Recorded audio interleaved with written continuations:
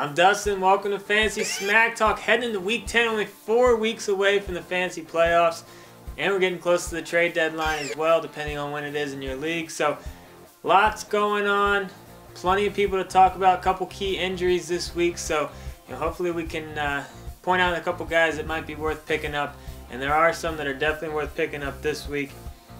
Let's take a look at running back Alfred Blue. I talked about it, a handful of weeks ago as far as a guy. If you own Arian Foster, you need to own Blue just because it's a matter of time. The Texans were giving Foster a lot of carries, and he just can't handle it at this point in his career. The soft tissue injuries keep sneaking up on him. It's a groin this time. You got to think at least 1 or 2 weeks. So if Blue's out there, you got to pick him up. Only on about 15% of leagues. Charles Sims, I'm sure you heard a lot about him, this last week as far as how the Bucs are excited about him. They're activating him. He didn't play Week 9, but they're saying they're going to unleash him Week 10. We'll see what that means. Rainey's still probably going to be the guy to own out there, but Sims needs to be owned in all leagues just until we see what happens. This is a talented rookie that has a big upside. Terrence West is another guy you're going to want to take a look at. The Browns running back situation has been a mess all year, but we might be starting to get a little bit of clarity as far as West breaking out and maybe being the guy to own. He looks decent. He got the most touches Week 9. Ben Tate's been decent. Crowell's had some flashes, but as of right now, it looks like West is the guy to own. Trey Mason is another guy you're going to want to take a look at. He's the best runner on the Rams. I know they're doing a crazy committee approach, and it's going to be annoying for all of the owners as far as trusting Trey Mason from week to week, but he's their best runner. They're going to give him the most touches. It's tough, but in any type of league, he's still a guy that needs to be owned in all leagues just because he's a high upside guy. You stash to your bench. If one of the guys in the three-headed monster gets hurt, Trey Mason could have really solid value down the stretch. He's a good young runner. And we got to talk about Adrian Peterson. We'll see. They're saying, they might reach a plea agreement, which would mean he could potentially be eligible to come back if the Vikings are willing to take him back. A lot of ifs. But if you're up towards the top of the rankings, what more of a high upside guy can you add to your bench than Adrian Peterson? He needs to be picked up in all leagues until this thing gets shaked out. But there's, at this point, seems to be a legitimate chance that he could be back before the fantasy playoffs. So keep that in mind. Pick him up until we see how this one shakes out. Wide receiver Martavis Bryant. Wow. 1 good game, okay. 2 good games, all right, maybe he's real. 3 good games, you got to start trusting this guy. You can't necessarily put too much stock into it because, Roethlisberger's not going to throw for 6 touchdowns every week.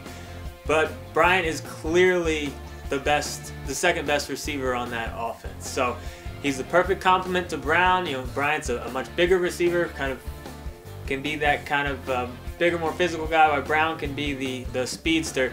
So this is interesting. I think he could definitely end up being, the wide receiver 2 for the Pittsburgh Steelers, and I think he could be, wide receiver 3 from here on out. So I think he needs to be picked up in all leagues, only in about 45% of leagues right now. A couple of receivers to look at in deeper leagues. Alan Hearns, we haven't heard much from him since early on in the year, but he's a rookie receiver. He's going to have some ups and downs, and the Jags are going to be playing from behind. So in any type of deeper PPR leagues, I like Hearns. And you got to start taking a look at Taylor Gabriel as well for Cleveland. Cleveland's been one of the biggest surprises so far this year as far as their record goes. They've been playing pretty good. Gabriel's starting to get enough touches or enough looks, enough targets to where I think he can potentially be relevant at this point in deeper fantasy leagues. So if you're deeper league looking for a wide receiver, you could do a lot worse than Gabriel. Let's take a look at quarterbacks. You had Foles and you're looking for a replacement. There's a couple guys out there that I think are worth adding. Say what you want about RG3, but he has the potential of being a top 12, top 10 fantasy quarterback from here on out. The Redskins have a ton of weapons. They're going to put points on the board. RG3 needs to be owned in all leagues. The upside is still there. Ryan Tannehill is another guy that I really like. I'm calling him a must-add in deeper leagues. He's been good. He's been solid. He's not going to blow you away, but he's going to put up decent stats. Lamar Miller going down is definitely going to hurt them a little bit. But, you're going to want to take a look at Tannehill if you're looking for a quarterback. A tight end for you, Michael Rivera, only in 5% of leagues. This guy's interesting. Second-year tight end. he had a decent rookie year, but 20 targets in the last 2 weeks. And here's a little stat for you. The Raiders are 0-8. They're going to be passing it a lot. Rivera is certainly turning into be one of their biggest targeted guys, and he's looked pretty good.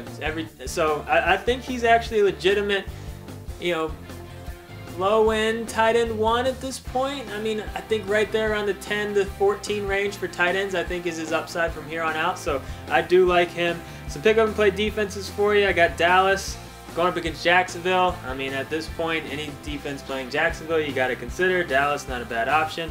And then Pittsburgh going up against the Jets. Same deal. I mean, the Jets just turn over the ball too much to not get excited about defense playing them.